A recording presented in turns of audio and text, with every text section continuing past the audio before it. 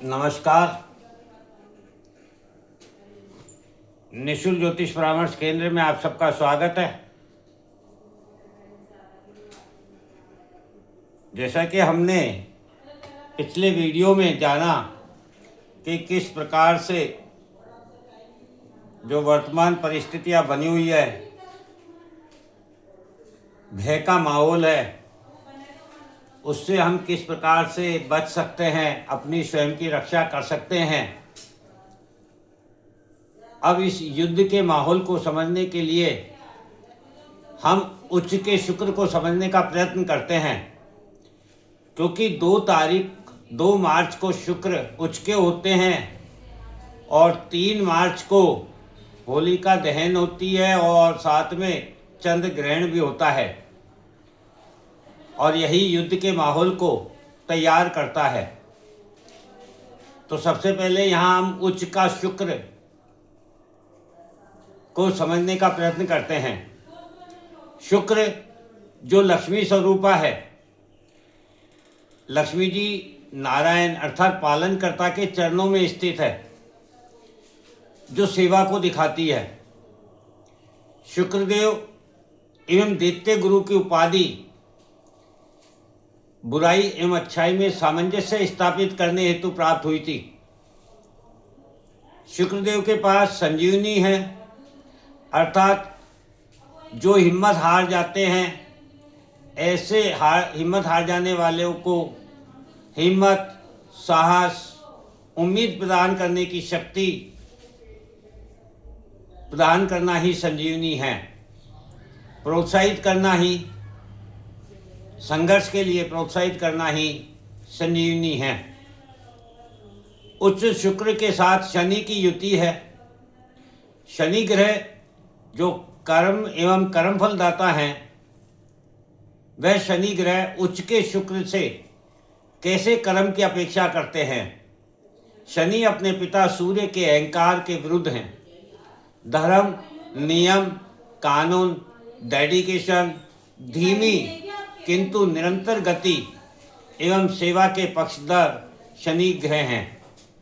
अतः शनि वर्तमान में इस युद्ध के माहौल में शुक्र से अपेक्षा करते हैं कि शुक्रदेव अहंकारी लोगों को सबक सिखाने हेतु ऐसे लोगों को हिम्मत एवं साहस प्रदान करे जो युद्ध कर सके, अहंकार के सामने स्वयं की शक्ति का प्रदर्शन कर सके और युद्ध करने हेतु अहंकारी लोगों की रणनीति को समझकर युद्ध करें। लक्ष्मी का सेवा भाव, इसको समझते हैं। शुक्र शनि मिलकर धन, साहस, पद प्रतिष्ठा का उपयोग सेवार्थ हेतु कराना चाहते हैं, ना कि डराने, धमकाने या छीनने में कराना चाहते हैं। सेवा को समझने का प्रयत्न करते हैं। प्रेम, प्यार, त्याग, समर्पण का भाव, प्रेम, प्यार, त्याग, समर्पण की इच्छा, ऐसे विचार सेवा देती है। जबकि अहंकार स्वार्थ, शत्रुता एवं द्वेष, ईर्ष्या प्रदान करती है। ये दोनों ग्रह मीन राशि में स्थित है, अतः मीन राशि को समझते हैं। वर्तमान स्थिति को नष्ट करके नव सृजन करने का कार्य मीन राशि का होता है।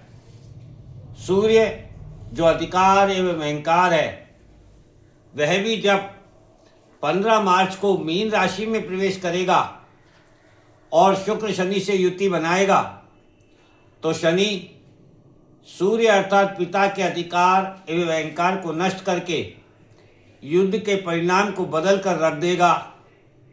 ये आप आने वाले समय में देखेंगे। आप सभी समझदार हैं, वर्तमान परिस्थितियों को समझ सकते हैं, इसलिए हम यहाँ कोई भविष्यवाणी नहीं कर रहे हैं। आप सभी समझ सकते हैं कि किसका अहंकार नष्ट होगा, किसकी सहायता शुक्र करेंगे, किसको युद्ध के परिणाम बदल कर रख देने हेतु रणनीति, साहस एवं हिम्मत शक्ति प्रदान करेंगे। शनि मीन राशि में किस प्रकार से वर्तमान ढांचे को बदलने हेतु समय की गति को धीमा कर देंगे, सोच समझ एवं शक्ति से विहीन कर देंगे, अधिकारों के विरुद्ध दायित्वों एवं जिम्मेदारियों के बोझ को बढ़ा देंगे, राजा के विरुद्ध प्रजा को खड़ा कर देंगे, अपनों से ही युद्ध करा देंगे, जवाब देने के लिए मजबूर कर देंगे। राहु मंगल की युति और वक्री बुध भी आग में घी का काम करेंगे। कुंभ राशि हमारी इच्छा पूर्ति की, कर्मफल की एवं सोशल नेटवर्क की होती है, और बुध जो स्वयं नेटवर्क के ग्रह है वे वक्री हैं, अतः नेटवर्क बढ़ने के स्थान पर कम होगा, वार्ता को स्थान प्राप्त नहीं होगा। वार्ता से किसी चीज का समाधान, किसी बात का समाधान नहीं होगा।